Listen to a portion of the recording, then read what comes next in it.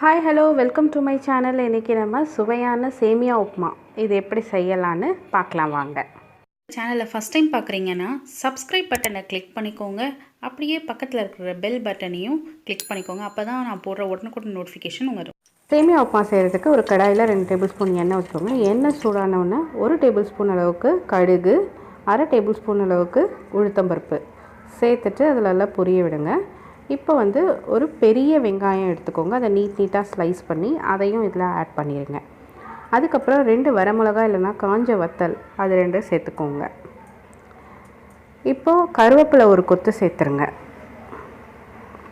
இப்போ எல்லாமே சேர்ந்து நல்லா வதங்கி வரதுக்கு கொஞ்சம் வெயிட் பண்ணுவோம்.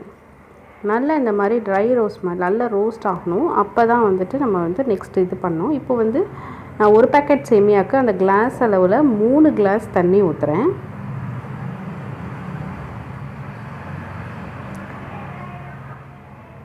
இப்போது சேமியாவுக்கு தேவையான அளவுக்கு உப்பு சேர்த்துக்கிறேன்.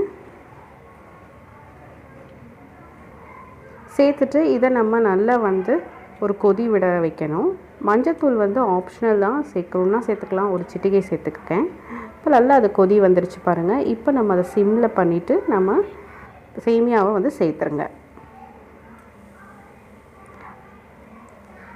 இதுக்கு வறுத்த சேமியா தான் சேர்க்கணும் இல்லை, நார்மல் சேமியாவே நீங்கள் சேர்த்துக்கலாம்.